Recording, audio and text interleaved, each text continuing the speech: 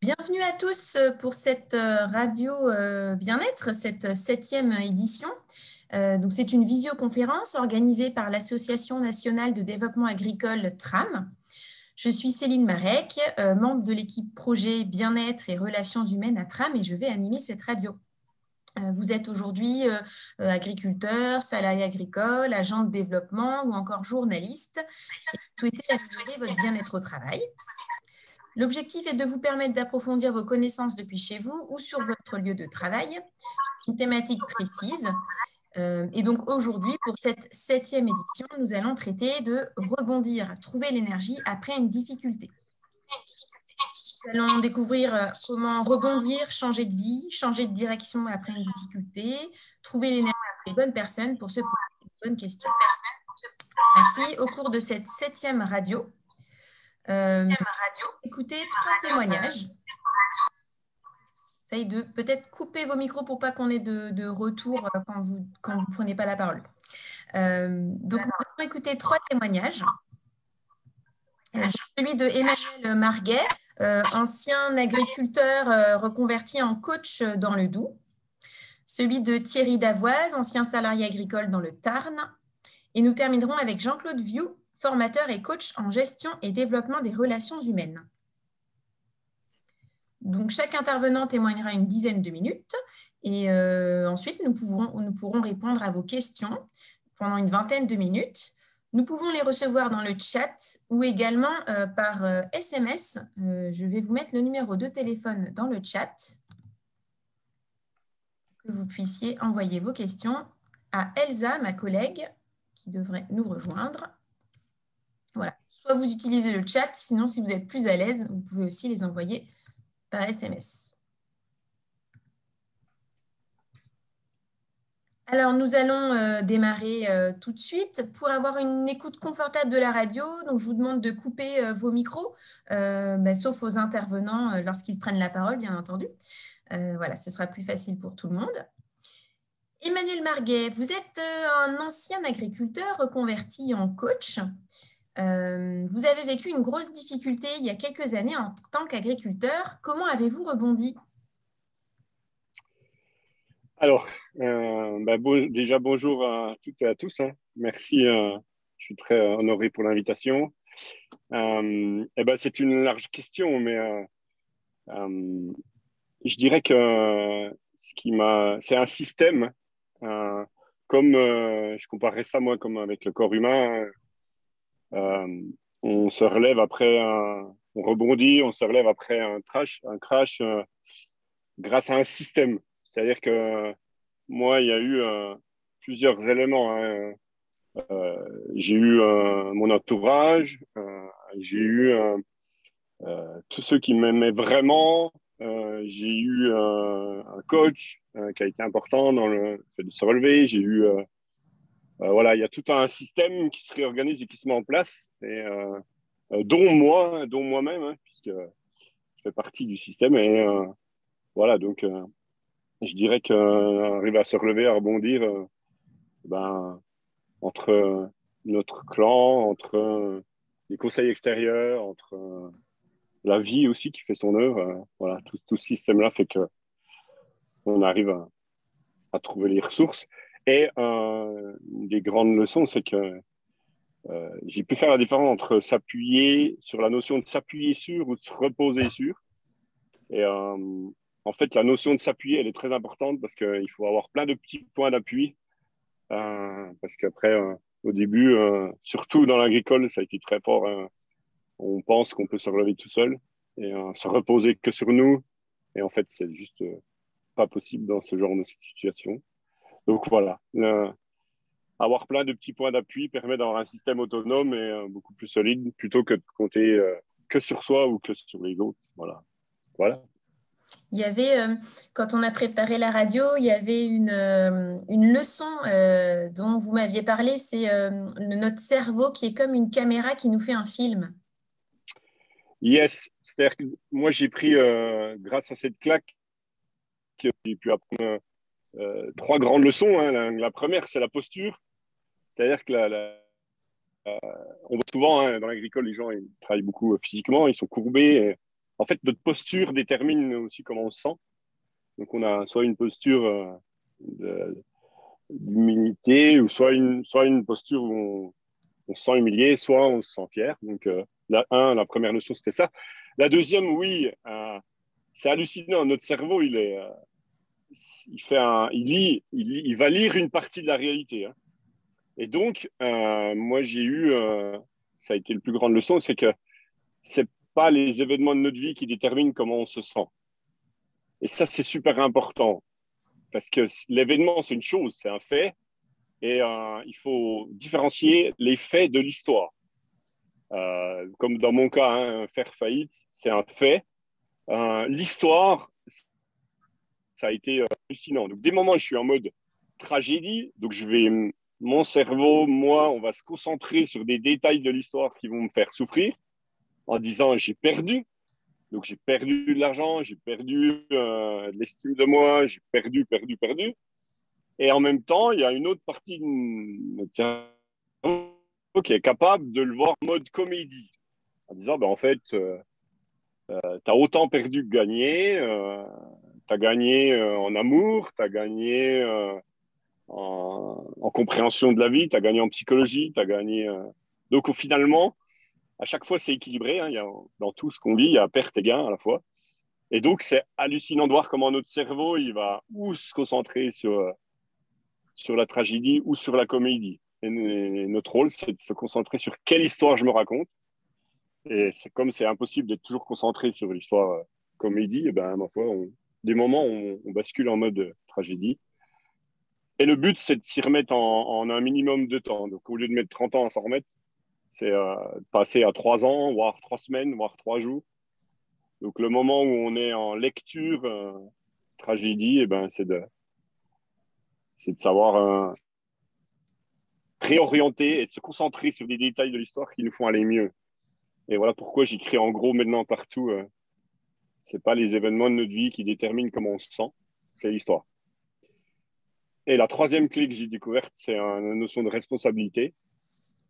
Euh, En fonction justement de l'histoire qu'on se raconte, on va être en mode responsable ou moins responsable. C'est-à-dire que le but, c'est d'arriver à un stade de compréhension de la vie qui est, ben, je peux pas faire faillite si j'ai pas une entreprise, que finalement, ben, je peux pas être quitté ou trompé par un associé ou un couple si je suis pas un grec ou si je suis pas un couple. Je peux pas perdre un enfant si j'en ai pas fait. Et donc, c'est d'arriver à cette troisième clé-là qui est j'ai voulu jouer au jeu de l'entrepreneur, j'ai voulu jouer au jeu de l'agriculteur qui fait des projets multi-acteurs,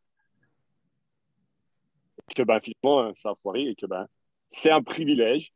Voilà. Être quitté ou trompé dans un couple, c'est le privilège d'être en couple. Faire faillite, c'est le privilège d'avoir une boîte.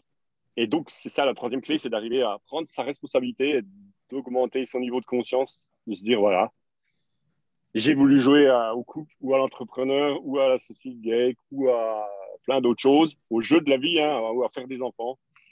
Et ma foi, j'ai aussi pris le risque.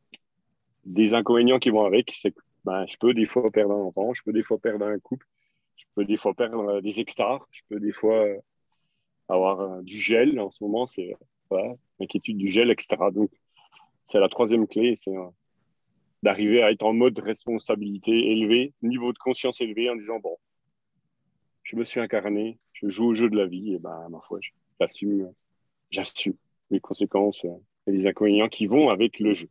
Voilà. Et Emmanuel, du coup, vous, entre le moment où, comme vous dites, vous avez pris une claque et le moment où vous avez commencé à rebondir, c'était quoi l'élément ou la personne déclencheur? Alors, comme je disais au début, il y a eu un système, mais alors en disant ça, je vais oublier sûrement plein de gens ou plein de détails, mais je pense que les deux personnes, c'est le coach qui un jour en formation devant quasiment 200 personnes me dit, et si la faillite, c'était le plus beau jour de ta vie? Et là, j'ai pris une sonnée de dingue. Je me dis, qu'est-ce qu'il dit? Il avait devant lui 200 personnes qui avaient payé 500 balles le week-end. Il avait 100 000 de chiffre d'affaires en un week-end. Et moi, il me sort, voilà, et si la faillite était le plus beau jour de ta vie? Donc, ça a été électrifiant, mais en même temps, j'en avais besoin. Donc, ça a été dingue derrière. Et puis, le deuxième, ben, c'est ma chérie, quoi. Elle a été extraordinaire.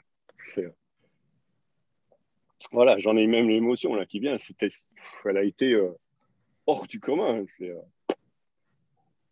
Voilà. Je me rappelle d'un dimanche soir où je reviens sans mes pizzas parce que ma carte a bloqué. Donc, quand tu reviens, tes trois enfants qui attendent avec impatience ce fameux moment, un dimanche soir des pizzas, et qui dit, bah, qui comprennent que maintenant, c'est la merde, et que finalement, tout le monde comprend. Moi, je comprends qu'ils réalisent que c'est la merde. Eux comprennent en même temps qu'ils réalisent que c'est foutu.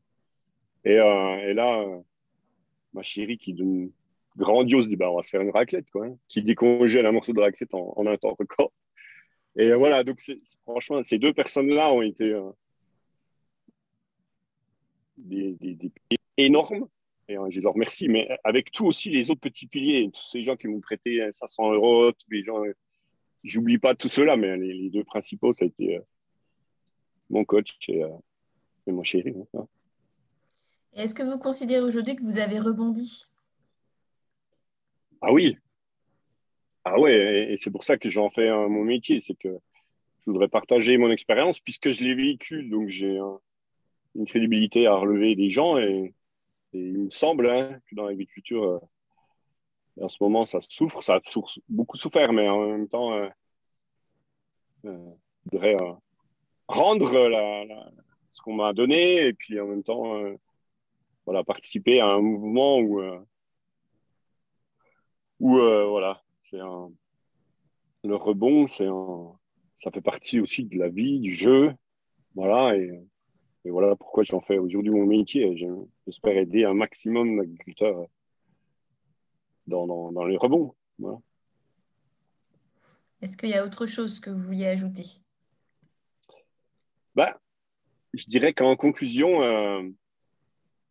ça tourne souvent autour de la souffrance. Aujourd'hui, c'est quand même paradoxal, mais moi je conclurais sur la souffrance, c'est que c'est c'est pas nécessaire, mais tout le monde en a besoin. Et je voudrais qu'on philosophe là-dessus sur. Moi, je peux pas souhaiter à l'Emmanuel de vivre ça. Je peux pas souhaiter à un être humain de vivre ça. Mais je serais pas la personne que je suis aujourd'hui si j'avais pas pris cette claque. Donc, c'est toujours, voilà, le paradoxe, il est toujours là de se dire, bon, et c'est pour ça que j'aime bien dire la souffrance, c'est pas nécessaire, mais on a tous besoin. Voilà. Merci Emmanuel pour votre témoignage. Nous Merci. allons donner la parole à notre invité suivant, Thierry Davoise. Vous étiez salarié agricole dans le Tarn. Vous avez quitté l'automobile pour l'agriculture. Pour quelles raisons? Oui, rebonjour à tout le monde. Euh, Ce que j'ai oublié, enfin, c'est pas que j'ai oublié, c'est que quand on s'est eu au téléphone, je n'ai pas pensé à vous en parler. Donc, je suis dans le Tarn aujourd'hui. À l'origine, je suis de la Haute-Garonne, à la limite du Gers, dans une petite commune agricole. Mes parents, mon père était retraité militaire, ma mère était laborantine, donc n'était pas dans le milieu agricole. Et ils sont venus s'installer parce qu'il y avait de la famille à mon père qui habitait le secteur, donc il s'est rapproché de sa famille quand il a fini sa carrière. Et mes copains étaient tous des fils d'agriculteurs et tout le secteur était céréalier, élevage de vaches. Et toutes les familles avaient un petit cheptel. Donc j'ai toujours baigné dans cette agriculture parce que à la maison, je m'ennuyais un petit peu. J'ai toujours été manuel, donc je cherchais à créer et à construire et toujours à avoir les mains actives. Et dans l'agriculture, on fait un peu de mécanique, il y a des tâches manuelles. Donc j'étais satisfait de ce parcours. Mais comme j'avais la mécanique dans la peau, j'ai réussi. Alors, les membres de ma famille, moi je ne m'en rappelle pas, mais les membres de ma famille qui m'ont connu jeune me disent que très jeune, j'ai toujours dit que je ferais de la mécanique. Et effectivement, j'ai fait mon apprentissage dans un établissement qui faisait de la mécanique agricole, puisque principalement dans le secteur, on ne faisait que de l'agriculture. Et comme je n'ai pas pu trouver une continuité dans la mécanique agricole, j'ai émigré sur Toulouse pour trouver du travail. Et c'est là que je suis rentré dans l'automobile et que j'ai fait donc 28 ou 30 ans de carrière dans l'automobile. Et je me souviens en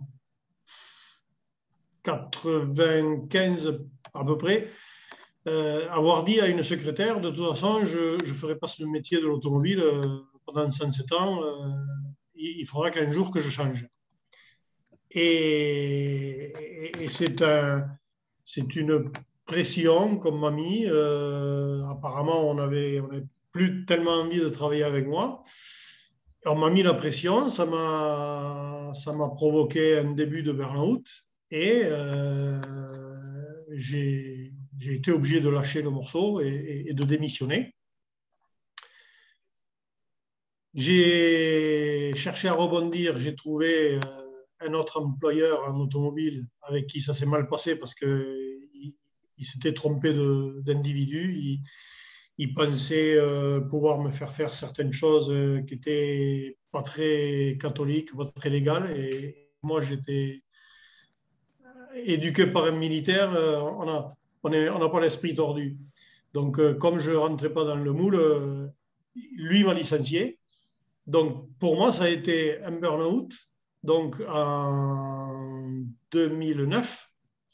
Et en 2010-2011, je travaille avec quelqu'un avec qui je ne peux pas m'entendre parce qu'on n'a pas la même philosophie. Donc, il me licencie pour faute lourde alors que mon dossier était vide, enfin, son dossier était vide. Et là, j'ai eu une rencontre. Il paraît que dans la vie, on a des rencontres, des rendez-vous avec une maman qui était parent d'élève où mon fils était scolarisé, que j'ai joint, que j'ai cherché à joindre alors que je n'avais pas du tout envie de la joindre parce que c'est mon épouse qui m'a poussé à lui téléphoner pour lui demander un document, une attestation justifiant que je n'étais pas le vilain garçon que mon patron voulait montrer. Et elle me dit, appelle-la et demande-lui si elle ne te ferait pas une attestation. Donc, bon, au bout d'un certain temps, comme ma femme me mettait la pression, je l'ai appelée. Elle m'a fait une attestation tout à fait normale, sans rien déformer. Et elle me dit, mais qu'est-ce que tu comptes faire maintenant? Et j'ai dit, ben, écoute, de toute façon, c'est fini. L'automobile, j'ai fait une trop longue carrière et j'en ai fait le tour maintenant. Je pense que je vais repartir dans l'agriculture parce que j'avais toujours cette fibre agricole. Et elle me répond, ah ben ça tombe bien, la semaine prochaine, viens nous voir. Mais viens nous voir, pourquoi tu me dis ça? Parce que je ne comprends pas ce que tu es en train de me dire. Mais elle me dit, je travaille dans une maison familiale et rurale et je suis chargé de formation. Et j'encadre des gens qui sont en reconversion et je fais des formations, moi, dans le milieu social et médical, paramédical, les aides-soignantes. Et je te montrerai le panel qu'on a. Et je pense qu'en agriculture, comme bon, dans le Tarn, il y a quand même une forte superficie de viticulture, à mon avis, tu pourrais trouver quelque chose. Et ça m'a fait tilt. Enfin, ça m'a fait tilt. Quand elle m'a parlé de viticulture, oui, ça m'a déclenché un souvenir, c'est que ma grand-mère était propriétaire d'un bar à Toulouse. Donc ça, je remonte à des années avant-guerre et après-guerre. Et quand mon père a quitté l'armée, il a pris une carte de représentant en vin spiritueux. Donc j'ai dit, il se passe quelque chose et il y a un rendez-vous à prendre. Donc, je suis allé la rencontrer. On a trouvé une formation en CAP agricole financée. Alors, à l'époque, j'étais inscrit à Pôle emploi. Ce n'est même pas Pôle emploi qui a financé la formation, c'est le Conseil général. Et j'ai fait cette formation sur, si je me souviens bien, 13 ou 14 mois. Pendant cette formation, j'ai rencontré des chefs d'entreprise en viticulture qui nous recevaient comme stagiaires et qui, certains, pouvaient chercher à employer à la fin de notre formation.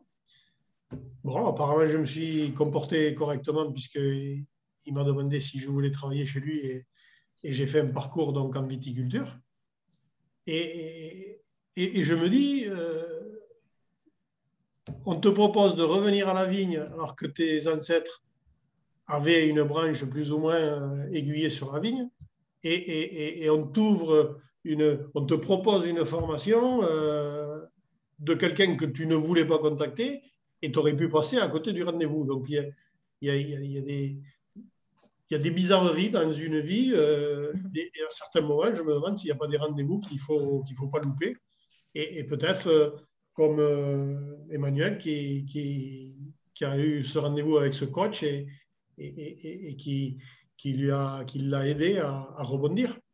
Et aujourd'hui, je suis quand même satisfait d'avoir fait cette formation et d'avoir pris cet angle-là, cette voie-là, parce que mon épouse est fille unique et ses parents ont une exploitation agricole. Et comme ils sont tous les deux retraités, ben, c'est mon épouse qui va reprendre l'activité agricole.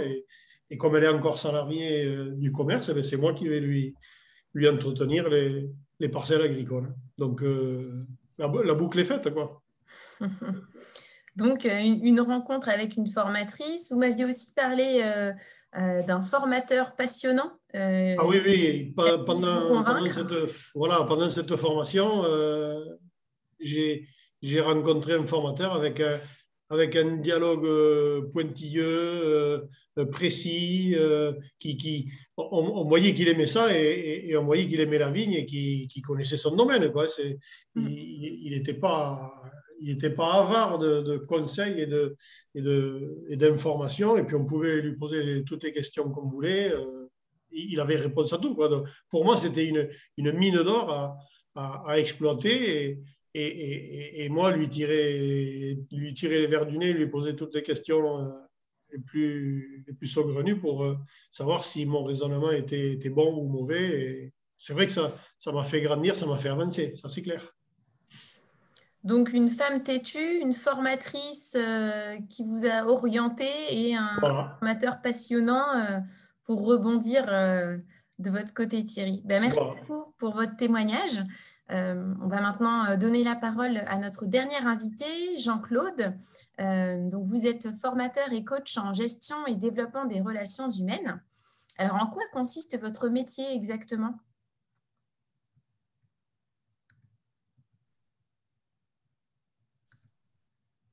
Il faut que j'active le son, ça va mieux.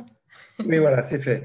Oui, je suis accompagnateur et formateur et coach en relations humaines et en ressources humaines, en gestion et développement des ressources humaines également. Ben, mon métier, c'est d'accompagner des gens ou des équipes, des individus ou des équipes. Alors, depuis 22 ans maintenant, je travaille principalement avec la profession agricole, puisque mon premier métier que j'ai exercé pendant 6 ans était ouvrier agricole. J'étais vacher, puis conseiller agricole en chambre d'agriculture. Puis, voilà, mais je n'accompagne pas que des agriculteurs ou des gens des chambres d'agriculture, mais une bonne partie. Voilà, c'est d'accompagner les gens à développer, à acquérir et à développer des ressources humaines pour le changement notamment, mais pas que, des fois pour des projets spécifiques, pour des moments spécifiques. Voilà. Et puis, dans les relations, je travaille beaucoup sur la relation managériale et puis la relation d'accompagnement, c'est-à-dire, on en a entendu parler déjà ici par des coachs, des conseillers. Enfin, Tram connaît bien ce métier-là, ce milieu-là aussi. Voilà. Et quel outil utilisez-vous pour accompagner les actifs agricoles face à des difficultés ? Alors, il y a trois grands outils. Je vais plagier un peu Emmanuel, qui avait trois axes aussi. Ce n'est pas plagier, hein, mais je reprends son chiffre au moins. Moi, je me suis formé dans le champ de la psychologie sociale au tout début. Donc, j'ai appris beaucoup sur le fonctionnement des êtres humains, de moi et des êtres humains, dans divers moments, dans les relations professionnelles, les relations amicales, et puis dans les changements, voilà, et dans différents métiers. Donc, l'outil principal, moi, je me suis beaucoup formé en analyse transactionnelle pendant une vingtaine d'années. Voilà. Donc, ça, c'est la première gamme d'outils qui sont des repères pour comprendre le fonctionnement des hommes et des femmes que nous sommes. Voilà. Le deuxième outil qui est très spécifique au changement, c'est un outil d'un monsieur qui s'appelle Hudson, Hudson, qui a conçu un outil qui s'appelle la roue et les étapes du changement. La roue de Hudson, c'est bien connu. Donc, je me sers aussi de ça parce que le changement, ce sont des étapes avec des besoins spécifiques à chaque étape. Et tant que les besoins ne sont pas assez satisfaits, eh la personne peut rencontrer une difficulté ou bloquer dans le changement. Je vois même des gens qui ont opéré les changements, mais comme quelque chose ça a été un peu vite ou ça a été un peu glissé dessus, le changement n'est pas intégré. Donc les gens ne vivent pas forcément bien ou ne réussissent pas forcément dans le changement qu'ils ont choisi, même quelquefois. C'est même pas subi, c'est choisi. Voilà. Donc la roue de Hudson, les étapes du changement de Hudson, et enfin une troisième gamme d'outils plus récente. Emmanuel y a fait référence aussi dans son témoignage tout à l'heure, même Monsieur Davoise, je crois. C'est la psychologie positive. Donc moi, voilà, je suis certifié expert et coach en psychologie positive. Et franchement, voilà, je me sers aussi de ces outils-là pour accompagner les gens qui rencontrent des difficultés, des fois, dans le changement. Mais je ne fais pas que ça dans ma vie. Hein. Je ne fais pas que accompagner le changement. Voilà.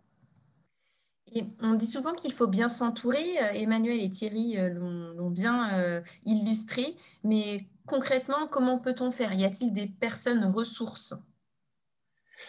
Alors, Emmanuel et Thierry, c'est Thierry Davoise, Oui, c'est ça? oui, c'est ça. Emmanuel et Thierry ont très bien déjà donné des illustrations. Moi, j'en rajoute une. Donc, je suis d'accord avec ce qu'ont dit mes deux prédécesseurs. J'en rajoute une par rapport au changement. D'ailleurs, c'est Hudson, hein, c'est avec les étapes de Hudson, c'est aller rencontrer, les personnes ressources sont des personnes qui ont réussi dans un changement similaire. Et il faut aller rencontrer les gens qui ont réussi dans un changement similaire. Par exemple, Emmanuel, je ne sais pas s'il l'a fait, mais ce n'est pas un passage obligé ce que je dis, c'est une ressource. C'est aller rencontrer des gens qui étaient agriculteurs et qui se sont mis à leur compte et qui ont le sentiment de réussir je me suis mis à mon compte dans un autre métier. Voilà. Et Hudson dit, il faut aller rencontrer ces gens et leur poser la question, qu'est-ce qui t'a aidé à réussir dans ce changement?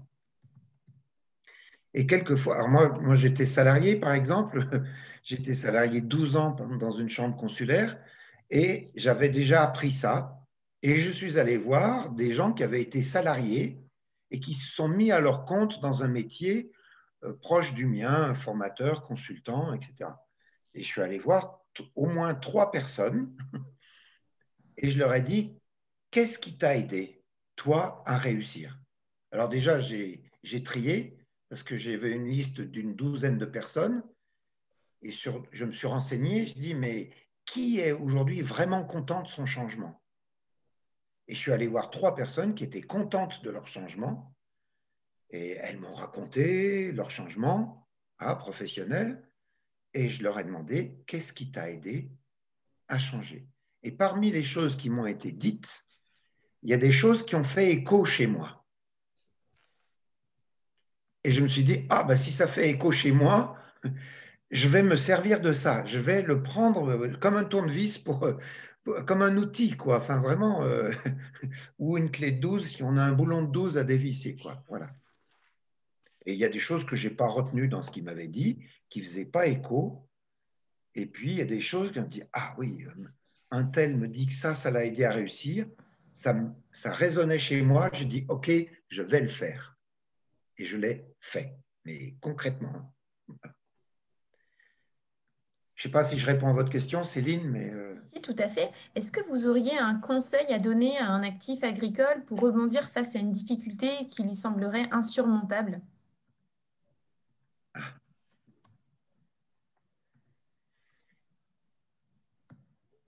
Est-ce que je veux un conseil? C'est ça votre question? Oui. Alors, je ne l'ai pas dit, mais j'accompagne actuellement des agriculteurs. Dans le travail sur le changement, j'accompagne des agriculteurs qui sont en reconversion professionnelle. Et la plupart, j'allais dire 8 sur 10, ils sont en reconversion professionnelle parce qu'ils sont en échec économique ou humain, ou personnel, ou technique sur leur exploitation. Donc, c'est des gens qui, la plupart, plus de 8 sur 10, sont obligés de changer de métier. Ils n'en ont pas l'envie, mais tous les indicateurs et les personnes autour, la MSA, la banque, les conseillers, les techniciens, enfin bon, etc., leur disent, ben là, vous êtes au bout, c'est plus. Voilà. Donc j'accompagne des gens qui sont en reconversion professionnelle, mais en fait, moi maintenant, j'accompagne beaucoup plus de techniciens, de conseillers qui eux-mêmes accompagnent des agriculteurs. Ça va? Oui. Donc je fais plutôt comme des formations de formateurs, ou ce n'est pas des formateurs, c'est des accompagnants au changement, voilà, dans différents métiers. Voilà. Et du coup, je fais cette digression, Céline, et votre question, c'était… Est-ce que vous auriez un conseil à donner quand un actif agricole est face à une difficulté insurmontable? Oui. Alors, je ne sais pas si j'ai un conseil, mais je poserai cette question-là. Je ne sais pas si Emmanuel n'en a pas parlé, mais d'une manière un peu différente. Je dirais, c'est qu'est-ce qui vous fait peur? Qu'est-ce que vous craignez le plus?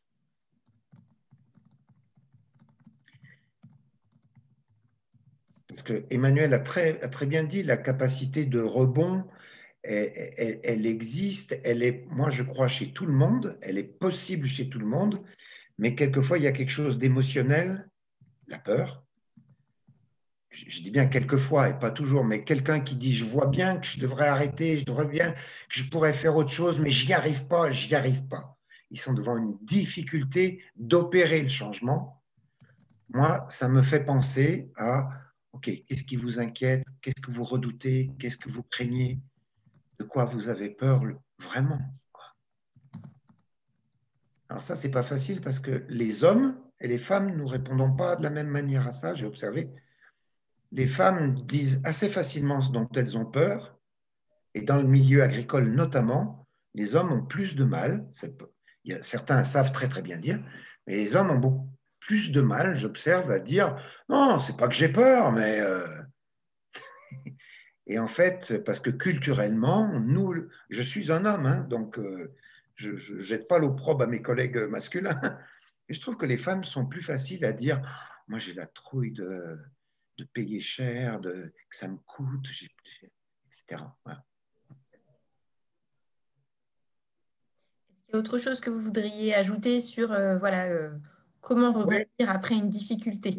Oui, j'ai envie de rajouter juste une chose très brièvement, puisqu'Emmanuel a parlé de rebond, ou je crois, hein, c'est ça Emmanuel, il me semble que vous avez parlé de rebond. C'est ça, hein? Oui, alors dites, oui. Et en fait, moi maintenant, alors ça c'est un outil de psychologie positive, enfin, que j'ai moi intégré avec la psychologie positive, c'est la notion de résilience. Et la résilience, en fait, la définition de la résilience, c'est la capacité à rebondir après quelque chose de difficile. Voilà. Que ce soit un échec ou un moment de vie personnelle, un moment de honte. Enfin, il y a plein de raisons qui rendent les choses difficiles. Hein, voilà. Mais la résilience, c'est la capacité de rebondir. Et moi, j'ai appris que la résilience, c'est quelque chose qui peut se développer et s'apprendre pour tout le monde, toute la vie. Alors, bien sûr qu'on a besoin d'apprendre. Moi, j'ai acquis des outils parce que des gens me les ont appris, des formateurs, disait Thierry, des gens, des personnes ressources, comme vous disiez. Et on peut apprendre la résilience comme on peut apprendre à faire du vélo, quoi. Voilà. Et ça, ce n'est pas une question d'âge. Moi, j'accompagne quelquefois des gens qui sont à la retraite. Et voilà, l'étape retraite est un peu difficile parce qu'ils aimaient bien leur boulot.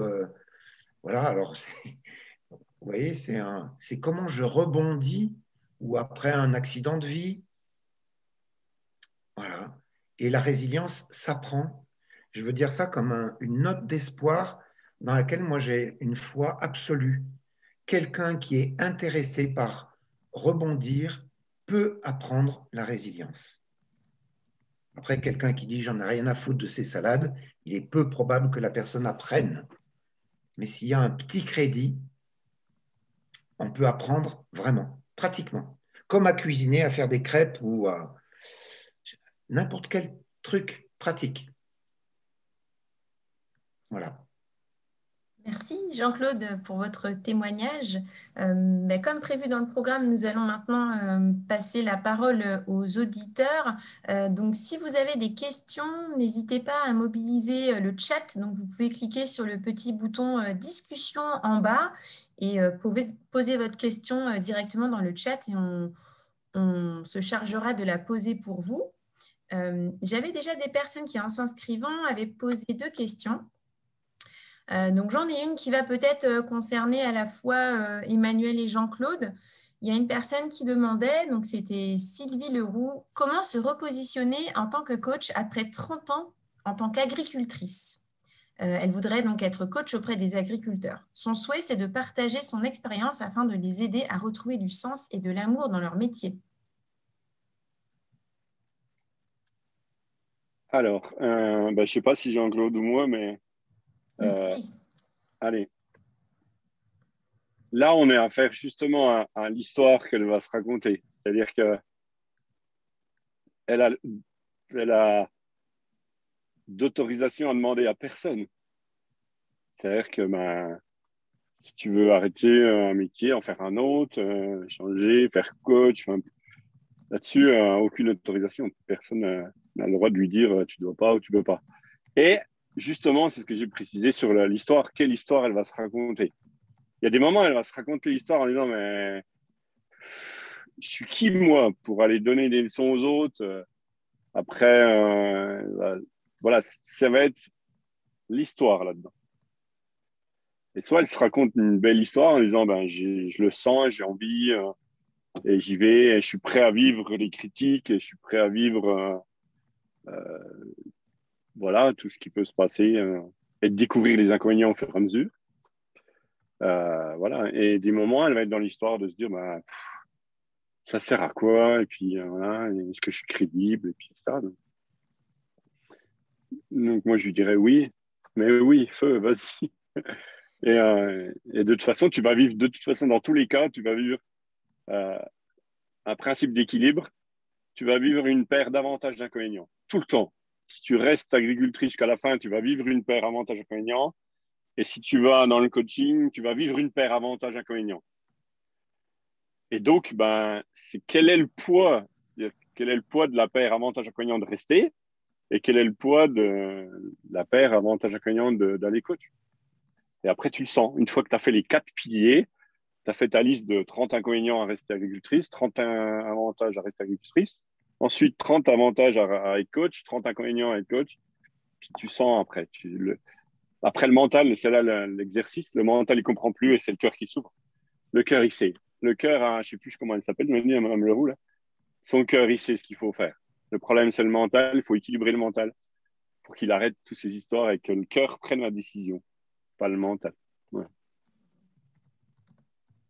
Jean-Claude, vous voulez ajouter quelque chose? Oui, je complète ce que dit Emmanuel, notamment sur sa dernière idée, un truc très concret, et puis deux idées un peu qui élargissent. Enfin, deux choses très concrètes quand même, sur trois. La première chose concrète, pour rebondir sur ce que dit Emmanuel, c'est faire la liste de ça sera quoi les gains pour moi de me repositionner comme coach après avoir été 30 ans agricultrice. Ça sera quoi les gains? Et donc là, il s'agit de faire une liste, un inventaire à l'après-vert. Et puis, comme l'a dit Emmanuel, c'est de faire le tableau inverse, c'est faire la liste des pertes. Ça m'oblige à lâcher quoi? J'aurai plus accès à quoi? Je ne pourrai plus quoi? Etc. Voilà. Et moi, j'y rajoute, il faut évaluer chaque point. Les gains, vous dire, j'ai 18 points de gains. Chaque point, je lui donne quelle valeur sur une échelle, par exemple, de 0 à 10. Donc, c'est alors, mettons le premier point, plus 7. Le deuxième point, c'est plus 3, parce que c'est pas terrible, mais c'est plus 3 quand même. Voilà. Et vous faites pareil avec les pertes. C'est-à-dire, la perte, elle coûte combien? C'est-à-dire que vous disiez, perdre ça, sur une échelle de 0 à 10, ça coûte combien? Ça coûte 9 pour moi. Eh bien, vous mettez moins 9. Et vous faites une balance. Ça, c'est la première idée. La deuxième idée, à mon avis, très importante par rapport au métier de coach, comme vous disiez, comment se repositionner. C'est un peu générique ce que je vais dire, mais c'est un changement de posture. Et petit à petit, aller vers une posture qui est d'égal à égal, c'est-à-dire pas une posture descendante, c'est-à-dire moi je sais, je vais apprendre aux autres la vie ou les choses, etc., etc. Et pas non plus une posture où de ça, on peut que moi m'apprendre des choses, je suis le petit poussin qui ne sait pas. C'est vraiment développer une posture d'égal à égal dans la relation avec les gens. Ça demande beaucoup d'humilité et ça demande aussi beaucoup de courage de se mettre, dire, voilà, je discute avec une dame qui s'appelle Céline Marek, elle a un travail, elle a une vie, elle a une fonction, elle a une utilité. Moi aussi, j'ai un travail, une vie, une fonction, une utilité, et ensemble, on va bien faire quelque chose d'intéressant. Voilà, ça c'est la deuxième chose. Et le dernier truc, je vous dirais, l'auteur, c'est un outil d'analyse transactionnelle, hein, donc c'est Eric Berne, hein, qui disait comment se repositionner, c'est se repositionner dans une posture de gagnant. Et plutôt gagnant-gagnant. Et pour se repositionner dans une posture de gagnant, Eric Berne disait il est utile de gérer les enjeux, parce qu'on n'est pas sûr de réussir quand on se repositionne, comme le disait la dame. Et Eric Berne disait un gagnant, c'est quelqu'un qui sait ce qu'il fera s'il ne réussit pas dans le changement.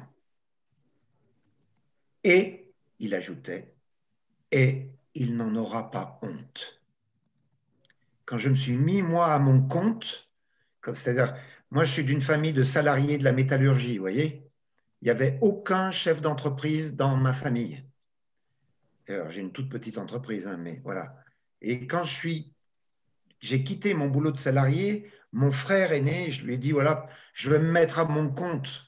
Jacques, mon frère s'appelle Jacques, il m'a dit, tu ne sais pas ce que tu fais. Il a eu un ton hyper critique.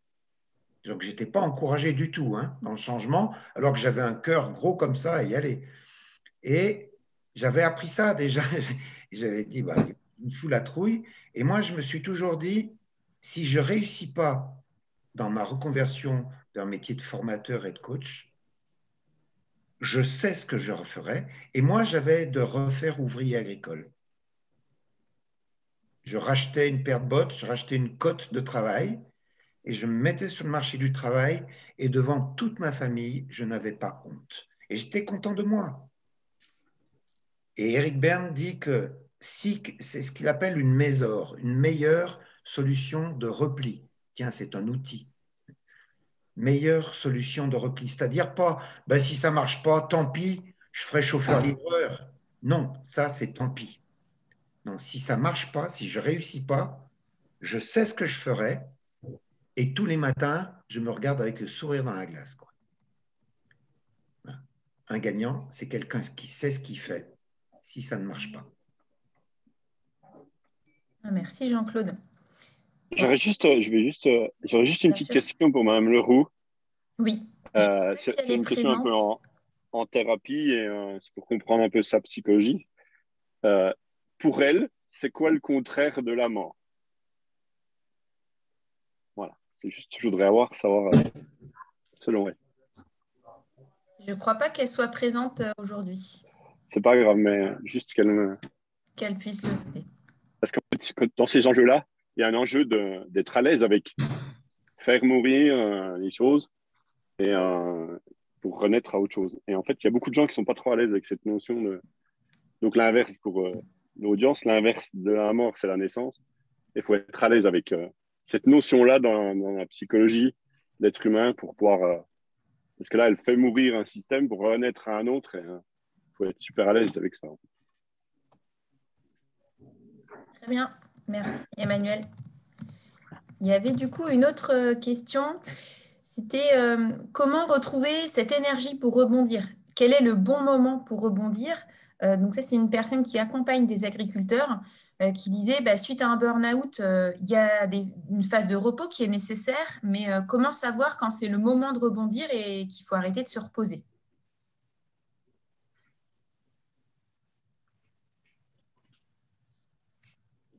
Alors ça, c'est très différent, c'est très personnel en fait, entre chacun de nous. Ça se fait pas à minuit le 31 janvier en fait. Enfin, à mon avis, il y a plusieurs étapes, mais il y a justement être polarisé sur c'est quand le meilleur moment, c'est être encore collé à un ancien paradigme qui est la notion de bien et mal. Parce que dans cette notion-là, dans cette question-là, ça engendre le fait qu'il y aurait un bon moment et il y en aurait aussi des mauvais moments. Et ça, ça colle à l'agriculture, ça colle à l'être humain, on hérite de ça depuis longtemps. Cette notion de beau temps, mauvais temps, notion de bien mal, de bon moment ou mauvais moment. Et donc, présupposer qu'il y a un bon moment, c'est y attacher qu'il y aurait de mauvais moments.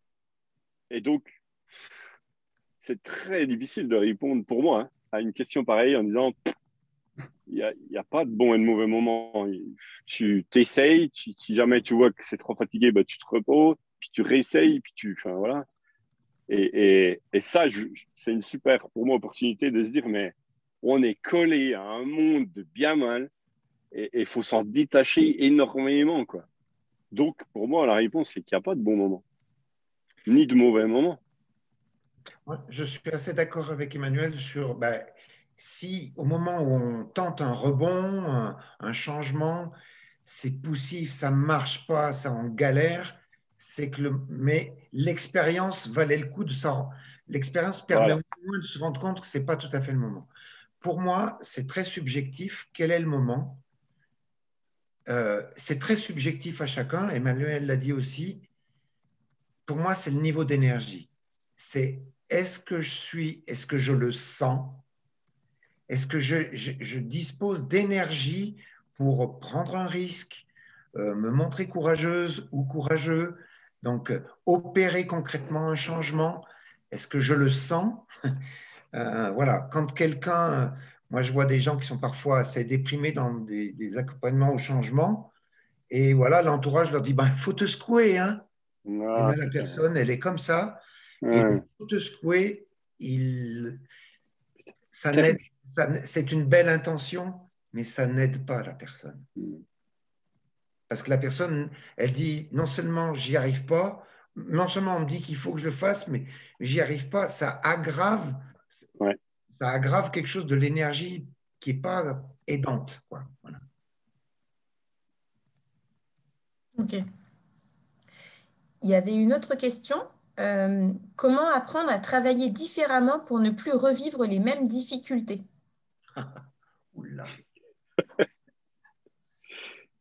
Ben, faut refaire la connerie jusqu'à ce qu'on ait compris. En fait.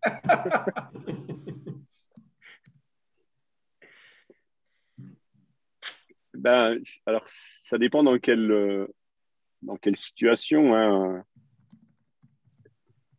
Je rebondissais sur ce que disait Claude tout à l'heure, c'est très juste. L'homme, en plus l'homme agricole, hein, je vais résumer, hein, on va dire, je sais qu'il y a des différences, mais en moyenne,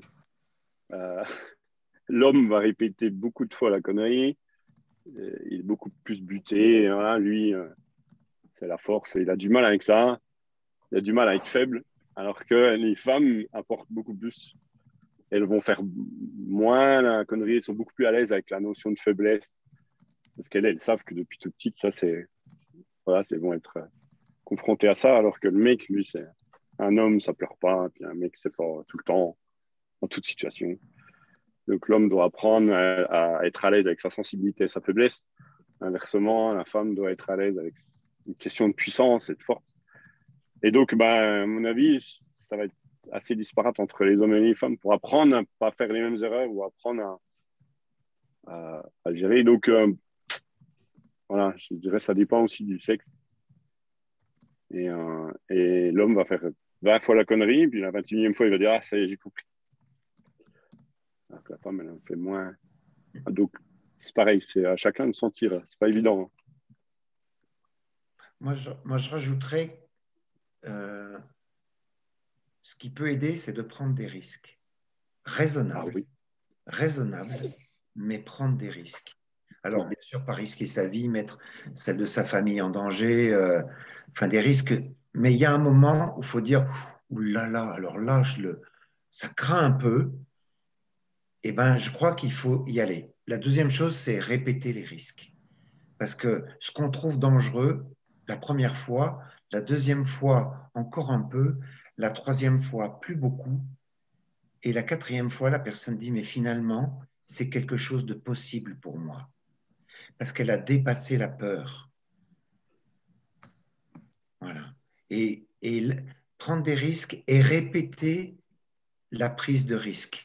Alors, bien sûr, pas pendant 5 ans, en se ramassant, en étant déçu. Non, mais voilà.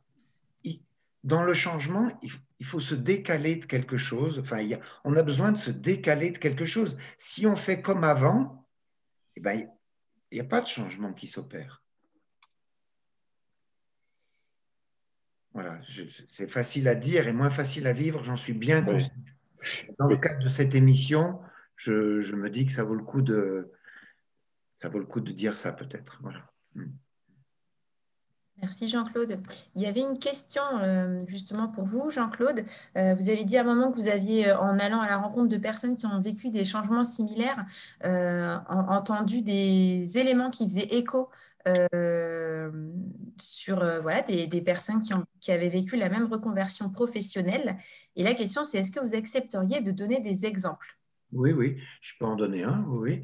Alors moi, je vous ai dit, hein, famille de salariés, pas d'entrepreneurs.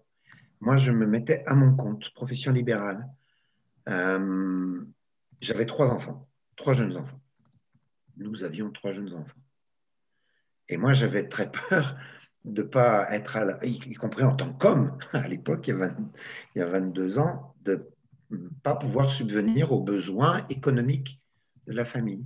Et ça, j'avais fait part de ma peur à 2 des 3 personnes que j'avais rencontrées, qui avaient réussi dans leur reconversion.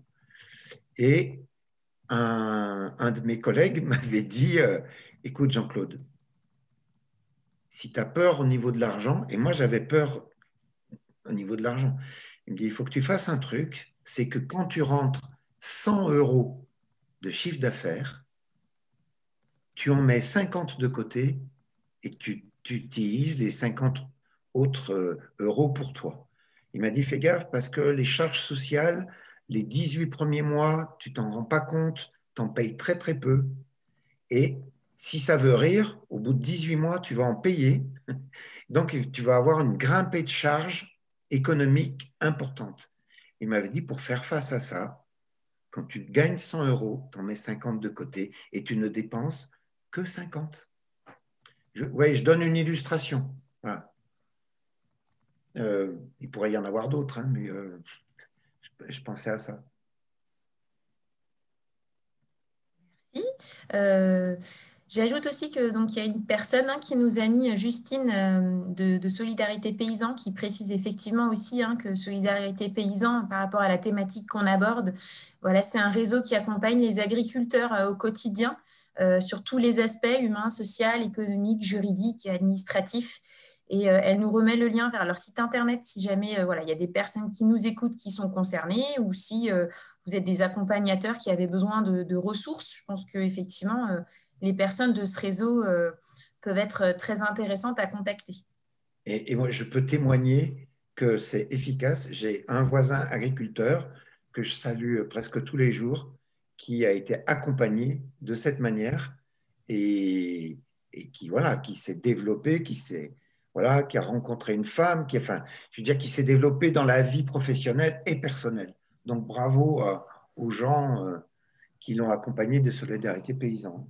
J'ai un témoignage, c'est un voisin agriculteur. Super, merci Jean-Claude. Voilà, c'est vrai qu'à Tram, nous, on est plutôt dans la partie prévention. Quand on rencontre des personnes vraiment en difficulté, on renvoie vers des structures comme celle de Solidarité Paysan, qui sont plus formées à pouvoir accompagner ces personnes. Voilà, il est l'heure.